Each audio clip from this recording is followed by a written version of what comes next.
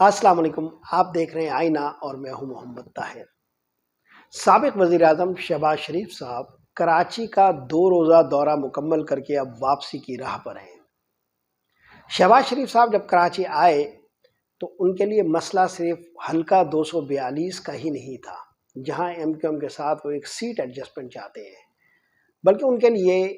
कराची में और सिंध में एक नून लीगी इत्तिहाद की राह में हाई रुकावटों का खात्मा भी था। मुस्लिम लीग नून के लिए कोई अच्छी खबरें पूरे मुल्क से नहीं आ रही है। सिंध में भी मुस्लिम लीग नून और नवाज शरीफ साहब पर अब कोई एतबार करने को तैयार नहीं है। अगरचे एमक्यूएम और दीगर इत्तेहादियों के साथ मुस्लिम लीग नून का जो भी फार्मूला बनना है वो दरअसल बाअसर क़ुव्वतों के साथ उनके उन मामलात पर इन्हिसार करता है जो वो इस्तेहकाम पाकिस्तान पार्टी के तनाजुर में उनके सामने रख रहे हैं। यानी अगर इस्तेहकाम पाकिस्तान पार्टी के साथ नवाज शरीफ साहब मतलूबा तादाद के साथ मामलात तय करने को तैयार हो जाएंगे तो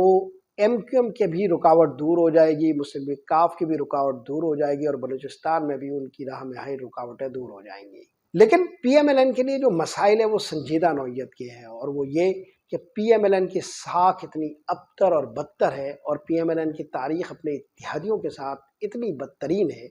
कि कोई भी सियासी इत्तेहादी जो जबरन या दबाव की बुनियाद पर भी उनका इत्तेहादी बनाया जा रहा है वो कम से कम नवाज शरीफ और शरीफ बिरादरान पर एतमाद करने को तैयार नहीं है। इसका अंदाज़ा हालिया शहबाज शरीफ के कराची दौरे में उनको बहुत अच्छी तरह हुआ होगा। मैं आपको माजी के एक अहम तरीन वाक़े की तरफ भी मुतवज्जह करूँगा और एक ऐसी तारीख़ से आगाही दूँगा जो अब लोगों के जहनों में मांद पड़ गई है। मगर उससे पहले आपको 242 के हलके के उस खेल के बारे में बताऊं कि 242 के हलके में जहां से शहबाज शरीफ साहब इलेक्शन लड़ना चाहते हैं वहां पर मुस्तफ़ा कमाल एमक्यूएम के उम्मीदवार हैं। मुस्तफ़ा कमाल एमक्यूएम के अंदर खुद एक बहुत बड़ी ताकत बनने के रास्ते पर हैं और उन्हें मुख्तलिफ बाअसर हलकों की पुरजोर हिमायत हासिल है। मुस्तफ़ा कमाल को हल्का 242 से विड्रॉ कराना दरअसल कराची के उस बड़े खेल के लिए भी शायद बाअसर हलकों के लिए मौजू ना हो जो वो एमक्यूएम के फ्यूचर के हवाले से देखते हैं। इसलिए शहबाज शरीफ की यहाँ से नामजदगी खुद पीएमएलएन के अंदरूनी हलकों में और पीएमएलएन के थिंक टैंक में हालात की अदम वाकफियत की अक्कास है। अब शहबाज शरीफ साहब 242 से अपने कागजात नामजदगी तो जमा करा चुके हैं, मगर एमक्यूएम वहाँ से अपने नुमाइंदे को दस्तबरदार कराने के लिए तैयार नहीं है। सीट एडजस्टमेंट का एक सादा उसूल ये होता है कि आप क्या लेते हैं और क्या देते हैं। पीएमएलएन कराची में एमक्यूएम को कुछ भी देने को पोजीशन पर नहीं है, तो फिर वो एमक्यूएम से सीट एडजस्टमेंट क्यों मांग रही है। 242 में जब पिछले इलेक्शन में यानी 218 के इलेक्शन में शहबाज शरीफ ने यहाँ से इलेक्शन लड़ा था तो यहाँ पर फैसल वावडा साहब तहरीक इंसाफ के उम्मीदवार थे। अब यहाँ पीटीआई को तो बहुत ज़्यादा रगेद लिया गया है, अब मुस्तफ़ा कमाल साहब है और वो पीएमएलएन के साथ मुस्तकबिल के इत्तेहादी है। मगर एमक्यूएम के लिए सबसे बड़ा मसला ये है कि पीएमएलएन उनको देती क्या है। पीएमएलएन सिंध में तो उन्हें कुछ भी देने के काबिल नहीं है। अब मसला ये है कि मुस्तफ़ा कमाल साहब यहाँ से दस्तबरदार होने को तैयार नहीं है। उधर पीएमएलएन असल फार्मूले के मुताबिक इस्तेहकाम पाकिस्तान पार्टी के साथ मामला तय करने को तैयार नहीं है पंजाब में, तो फिर एमक्यूएम के लिए वो रास्ता जो वो रियायतन दे सकते थे, किसी के कहने पर दे सकते थे, वो भी बंद हो जाता है। तो एक तो मामला ये है कि यहाँ हल्का 242 के हवाले से मामला तय नहीं हुए, लेकिन यहाँ आप एक तर्ज फ़िक्र जो पीएमएलएन का है उसका एक अंदाज़ा लगा लें। हल्का 242 से पीएमएलएन ने शहबाज शरीफ के अलावा सूबाई असम्बली के भी 2 हलकों के लिए अपने उम्मीदवार पिच किए हैं। ये 2 उम्मीदवार कौन हैं? एक उम्मीदवार तो इनमें ख्वाजा साद रफ़ीक के भांजे या भतीजे हैं, ख्वाजा शोएब साहब, और दूसरे हाजी सालेहीन साहब हैं। सवाल ये पैदा होता है कि ख्वाजा साद रफ़ीक के भांजे या भतीजे को यहाँ से पिच करने की क्या ज़रूरत थी। चले आप एक कौमी खेल के लिए या एक कौमी तनाजुर बनाने के लिए शहबाज शरीफ को यहाँ ले आए, यहाँ आप उर्दू स्पीकिंग कम्युनिटी को मुतवज्जह करना चाहते हैं, कराची के लोगों को आप अपनी तरफ राग़िब करना चाहते हैं, तो आप कि व्हील चेयर पर बैठे हुए लोग कौन हैं। اور آپ کن لوگوں کے ذریعے یہ سارا کھیل کھیلنا چاہتے ہیں؟ تو بہرحال یعنی آپ حیرت زدہ ہو جائیں گے کہ یہاں کراچی کے بلدیاتی الیکشن میں جب یہ پیپلز پارٹی سے معاملات طے کر رہے تھے تو ڈپٹی میئر کے طور پر کراچی کی بلدیہ میں ڈپٹی میئر کے طور پر یہ خواجہ سعد رفیق کے انہی بھانجے یا بھتیجے خواجہ شعیب صاحب کو ڈپٹی میئر بنوانا چاہتے تھے، اور اس کے لیے پیپلز پارٹی کے ساتھ باقاعدہ مذاکرات کیے تھے۔ تو پی ایم این این کا جو طرز فکر ہے اور پی ایم این این کا جو طرز عمل اپنے اتحادیوں کے ساتھ ہوتا ہے وہ یہ کہ کسی نہ کسی طرح اپنے معاملات طے کروا لیے جائیں۔ حالانکہ پی ایم این این جو مرکزی سیاست کرتی ہے یا جو مرکز میں جو حکومت بناتی ہے وہ پراکسیز کے ذریعے بناتی ہے، وہ تنہا خود کچھ بھی نہیں ہے، اس کے باوجود وہ اتحادیوں کو کچھ بھی نہ دینے کا ایک پرانا ذہن رکھتی ہے۔ کراچی میں ڈپٹی میئر تک کے لیے وہ اس امیدوار کو پچ کر رہے تھے خواجہ شعیب کو، وہ یہاں قومی اسمبلی میں حلقہ 242 میں اب بھی صوبائی اسمبلی نیچے کی 2 نشستوں پر پی ایم این این کے جو امیدوار ہیں ان میں ایک خواجہ شعیب صاحب ہے۔ خود پی ایم این این کے یہاں کراچی اور سندھ کے حلقوں میں اس پر بے چینی پائی جاتی ہے، اور پی ایم این این واضح طور پر کراچی میں اور سندھ میں 2 حصوں میں تقسیم ہے۔ پی ایم این این کے جو اندرونی مسائل ہیں وہ ایک الگ موضوع ہے، بشیر میمن کے نام پر کوئی پی ایم این این کے اندر ایک جو ہے وہ ریزنمنٹ ہے، ناراضگی ہے، اور ان کے ساتھ کوئی چلنے کو تیار نہیں ہے، مگر بشیر میمن چونکہ مریم نواز اور نواز شریف صاحب کے بلو آئیڈ ہے لہٰذا بشیر میمن کو ہر طرح سے یہاں پر گنجائش دی جا رہی ہے۔ پہلے تو بشیر میمن صاحب جو یہاں پر فارمولہ بیچ رہے تھے وہ یہ تھا کہ پی ایم این این کی ہی یہاں صوبائی حکومت اتحادی بنے گی اپنے اتحادیوں کے ساتھ، لیکن اب جب رفتہ رفتہ معاملات کھلنے لگے ہیں تو یہ تو اندازہ ہو گیا ہے کہ پی ایم این این کے لیے یہاں صوبے میں تو خیر کیا ہوگا، قومی اسمبلی کے لیے بھی بڑے مسائل ہیں۔ چنانچہ بشیر میمن صاحب جو اتحادیوں کے ذریعے جی ڈی اے کے اتحاد کے ساتھ اور دیگر اتحادیوں کے ذریعے اندرون سندھ میں جس صوبائی حلقے سے الیکشن لڑنے والے تھے وہاں بھی ان کے لیے مسائل پیدا ہو گئے ہیں، اور پی ایم این این کے پاس سندھ میں یا کراچی میں کچھ بھی نہیں رہ گیا۔ جہاں تک بشیر میمن کا تعلق ہے، بشیر میمن صاحب پہلے سانگر میں لڑ رہے تھے اور سانگر میں وہاں وہ جی ڈی اے پر انحصار کرتے تھے، مگر جی ڈی اے کے اندر بھی ایک ریزنمنٹ آ گئی ہے پی ایم این این کے خلاف، اور شہباز شریف کے دورہ کراچی کا دوسرا بڑا ایجنڈا وہی تھا، وہ یہ کہ جی ڈی اے کا جو اتحاد ہے مسلم لیگ فنکشنل، جس کی اہم اس کمپوزیشن میں سب سے اہم جماعت ہے، مسلم لیگ فنکشنل کے اندر پی ایم این این کے ساتھ اتحاد کے لیے اب 2 گروپ بن چکے ہیں۔ پیر صاحب پگاڑا کے بھائی اس کے لیے تیار نہیں ہے، وہ مسلم لیگ فنکشنل سندھ کے صدر ہے، اور وہ یہ سمجھتی ہے کہ نون لیگ کبھی اپنے وعدے وفا نہیں کرتی اور نون لیگ کے ساتھ کوئی بڑا اتحاد سندھ میں بنانا ممکن نہیں ہے، یہ ہمیں کچھ دینے کی پوزیشن پر نہیں ہے، اور جب کسی پوزیشن پر ہوتے ہیں تو دیتے بھی نہیں ہیں، لہٰذا پی ایم این این کے ساتھ وہ اتحاد نہیں چاہتے۔ جبکہ پیر پگارا صاحب جو پی ایم این این کے ساتھ یا جی ڈی اے کے اتحاد کے ساتھ نون لیگ کے الائنس بننے کو تیار تھے، وہ اب اپنی ہی جماعت کے اندر اپنے ہی بھائی کی مخالفت کا سامنا کر رہے ہیں۔ بشیر میمن صاحب یعنی مسلم لیگ نون کے سندھ کے صوبائی صدر ہیں، جن کی صوبائی صدارت پر مسلم لیگ نون کے بہت ہی سینئر رہنما ناراض ہیں، جن میں زبیر عمر صاحب بھی شامل ہیں اور بھی بہت سارے لوگ ہیں۔ اس پر میں ایک الگ ویلاگ میں تفصیلی جائزہ لے کر آپ کو بتاؤں گا کہ یہاں کی سیاسی ڈائنامکس کیا ہے اور پی ایم این این کتنی ہی ناواقفیت یا اپنے ایروگنس کے ساتھ اپنے جو بھی فیصلے چاہتے ہیں وہ امپلیمنٹ کرنے کی کوشش کرتی ہے۔ بہرحال پی ایم این این کے اندرونی معاملات کی اس لڑائی کو اور اس اندرونی کشاکش کو ابھی ہم ایک طرف رکھتے ہیں،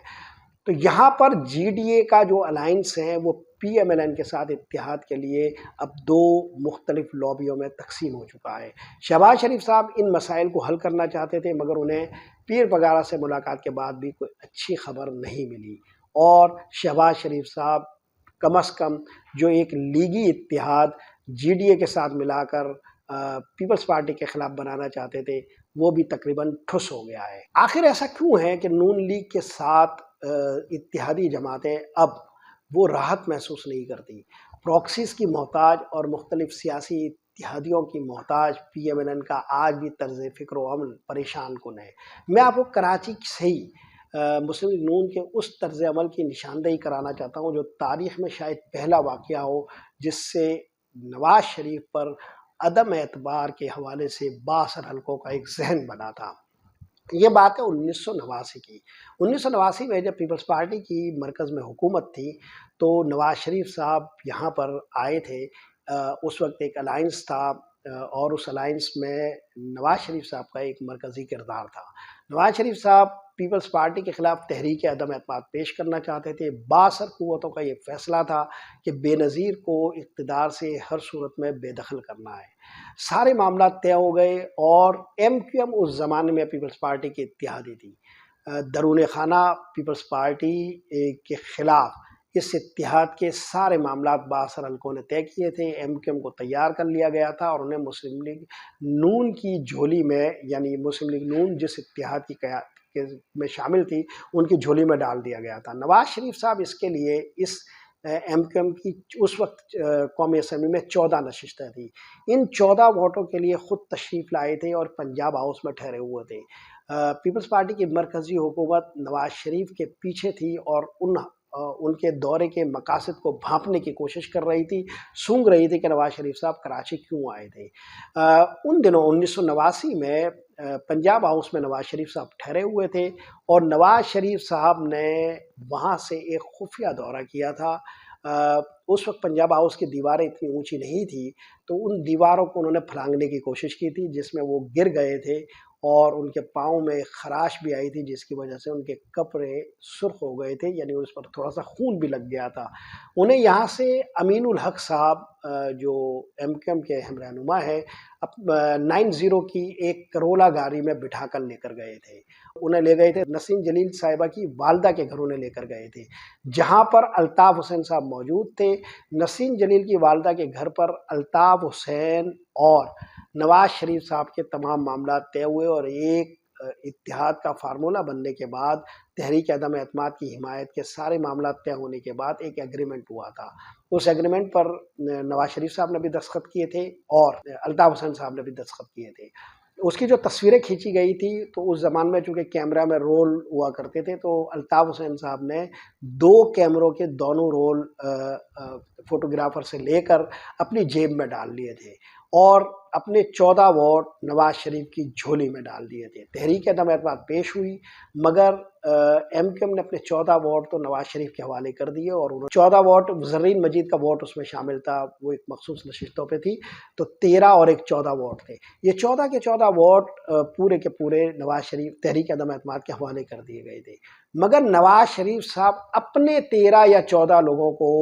لانے میں ناکام ہوئے تھے اور اس کا سبب یہ تھا کہ خود نواز شریف صاحب نے بعد میں اپنا ذہن بدل لیا تھا۔ وہ یہ سمجھتے تھے کہ تحریک عدم اعتماد کی کامیابی کے بعد اس کا فائدہ انہیں نہیں پہنچے گا بلکہ غلام مصطفیٰ جتوئی کو پہنچے گا۔ حالانکہ نگراں حکومت بننی تھی اور نگراں حکومت میں غلام مصطفیٰ جتوئی کو نگراں وزیر اعظم بننا تھا، مگر نواز شریف اس کھیل میں کسی بھی اتحادی یا مسلم لیگ کے کسی رہنما کو آگے بڑھتے ہوئے نہیں دیکھنا چاہتے تھے اور اس لیے انہوں نے اس وقت اس پورے کھیل کو خراب کیا اور 3 لوگوں کو دھوکہ دیا۔ ایک الطاف حسین صاحب تھے اور جو باقی 2 لوگ جنہوں نے اس پورے کھیل میں دھوکہ کھایا تھا، ان میں ایک اس وقت کے chief of army staff general اسم بیگ صاحب تھے اور ایک اس وقت کے صدر مملکت غلام اسحاق خان تھے۔ غلام اسحاق خان نے بعد میں ان پر کبھی اعتبار نہیں کیا مگر بااثر حلقوں نے پی ایم ایل این کے ساتھ بعد میں بھی معاملات طے کیے اور ہر دفعہ دھوکہ کھایا۔ 1989 میں جو دھوکہ دیا گیا، پھر اس کے بعد کیا ہوا، 3 مہینے کے بعد وہ بالآخر بے نظیر کی حکومت ہٹا دی گئی کیونکہ وہ تو ایک نظام کا فیصلہ تھا اور بااثر قوتوں نے طے کر لیا تھا، چنانچہ دوسرے مختلف جواز بنا کر بے نظیر کی حکومت کو چلتا کر دیا گیا اور نگراں حکومت وہی غلام مصطفیٰ جتوئی کی بنائی گئی جو پہلے سے طے شدہ فارمولے میں تھی۔ مگر نواز شریف صاحب نامعلوم وجوہات کی بنا پر پراسرار حالات میں اپنے سارے کھیل کو خود ہی خراب کرنے پر تل گئے اور اس کے نتیجے میں پہلا بے اعتباری کا یہ کھیل شروع ہوا۔ نواز شریف صاحب کے اس بے اعتباری کے کھیل کا آغاز چونکہ کراچی سے ہوا تھا، 1989 میں پنجاب ہاؤس سے یہ زمزمہ پہ گئے تھے، زمزمہ کے علاقے میں نسیم جلیل کے گھر، والدہ کے گھر، تو یہ کھیل چونکہ 1989 میں یہاں سے شروع ہوا تھا۔ اس کے بعد مقتدر قوتوں کے ساتھ نواز شریف کے ہونے والے تمام معاملات میں ہمیشہ ہر بڑے آدمی کا حال مرزا اسلم بیگ والا ہوا اور اس میں شامل جو بھی سیاسی اتحادی تھے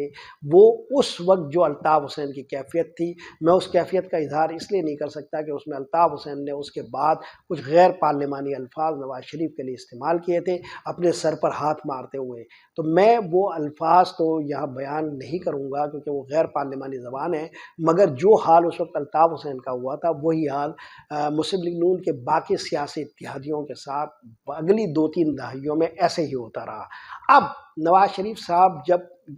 اپنی مقبولیت کھو چکے ہیں، ان کے کندھوں پر بہت زیادہ سیاسی بوجھ ہے اور وہ اپنا انحصار بھی خود اپنی مقبولیت پر اور اپنی سیاسی حمایت پر کرنے کے بجائے مصطفیٰ کمال کی طرح بااثر قوتوں پر کر رہے ہیں، اور اس معاملے میں ان کا حال کم و بیش مصطفیٰ کمال جیسا ہے، تو تب بھی ان کے سیاسی تیور یہ ہے کہ وہ 1/2 مینڈیٹ کی کوششیں پہلے کرتے رہے۔ یہ ریکارڈ پر رہنا چاہیے کہ جو موجودہ نگراں حکومت ہے اس کے کچھ وزراء بااثر قوتوں کو باقاعدہ رام کرتے رہے کہ وہ جو مقاصد پی ٹی آئی کے خلاف چاہتے ہیں اور مستقبل کے لیے چاہتے ہیں اس کے لیے ایک مضبوط حکومت درکار ہے، اور اس مضبوط حکومت کے لیے نواز شریف کو 2/3 اکثریت دینا ضروری ہے۔ یہ وہی لوگ ہیں جن پر اب بھی الیکشن کمیشن میں جا کر یہ اعتراض کیا جا رہا ہے کہ نواز شریف کے حامی لوگ ہیں، تو خیر یہ لوگ یہ کوششیں کرتے رہے کہ نون لیگ کو 2/3 اکثریت ملنی چاہیے، مگر یہ آئیڈیا 2/3 اکثریت کا نواز شریف کے ماضی کے رویوں کے حوالے سے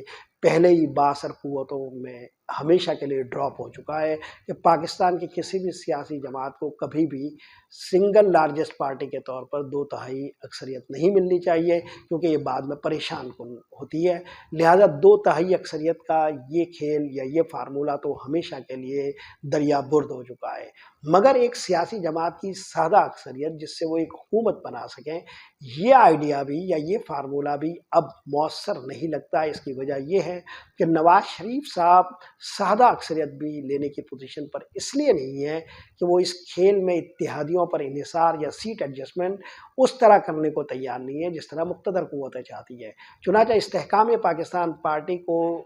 اپنے ساتھ شریک نہ کرنے کے باعث وہ اپنے ان دیگر اتحادیوں کے ساتھ مسائل کا سامنا کر رہی ہے جو مستقبل میں کسی بھی حکومت سازی کے حوالے سے ان کے لیے ضرورت بنیں گی، مثلاً MQM، مسلم لیگ کاف اور خود استحکام پاکستان پارٹی، اور بلوچستان کے اندر ایک کم از کم سیاسی قوت جو بیپ پارٹی جو تھی اس کی جو بھی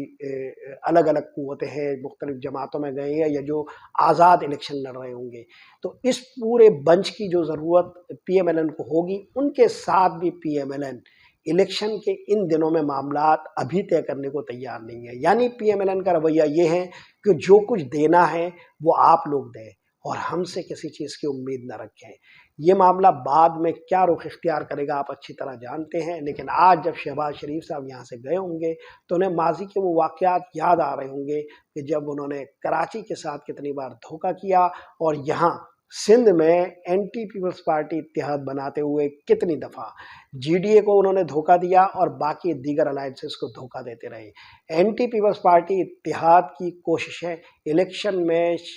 مسلم لیگ نون صرف اس لیے کرتی ہے کہ مرکز میں ایک مضبوط حکومت بنا سکیں، مرکز میں ایک مضبوط حکومت کے بعد سندھ کی طرف وہ پشت کر لیتے ہیں اور اپنے اتحادیوں کو بھول جاتے ہیں، راجہ ریاض کی زبان میں پہچانتے بھی نہیں۔ تو یہ معاملہ ان کا ہمیشہ ہوتا ہے، اور اس رویے کو اتنی اچھی طرح سمجھ لیا گیا ہے PMLN کا، اور مسلم لیگ نون کے ساتھ اور نواز شریف کے ساتھ یہ سیاسی تجربہ اتنی دفعہ ہو چکا ہے کہ اب ہر آدمی ان سے معاملات صرف اس بنیاد پر طے کر رہا ہے کہ کہیں سے کوئی دباؤ ہے یا PMLN کی شاید کہ لوگوں کو ضرورت ہو، اس لیے یہ معاملات طے ہو رہے ہیں۔ اب باقی کوئی بھی سیاسی جماعت اپنے اندرونی حلقے میں اپنی رضامندی سے، اپنی خواہش سے اور اپنی مرضی سے کوئی معاملہ بھی PMLN سے طے نہیں کرنا چاہتی۔ آج شہباز شریف صاحب کراچی سے ناکام لوٹے ہیں، کل اگر استحکام پاکستان کے ساتھ کوئی معاملہ طے ہو جائے اور مختلف قوتوں کے درمیان PMLN کے لیے گنجائش کی کوئی نئی کیفیت پیدا ہو اور گنجائش نکالنے کی کوشش کی جائے، تو ہو سکتا ہے کہ MQM جو ہمیشہ سے ایک پراکسی کا کردار ادا کرتی ہے، ہمیشہ حاشیہ بردار کا کردار ادا کرتی ہے، وہ پھر PMLN کے ساتھ پرانی شرائط پر تیار ہو جائے اور کوئی نہ کوئی معاملہ طے کر لے۔ لیکن آج تک کی صورتحال یہ ہے کہ پراکسیز جو ہے وہ اب پی ایم ایل این پر انحصار یا اعتبار کرنے کو تیار نہیں۔ آج کے لیے یہی کچھ۔ محمد طاہر کو اجازت دیجیے۔ اللہ نگہبان۔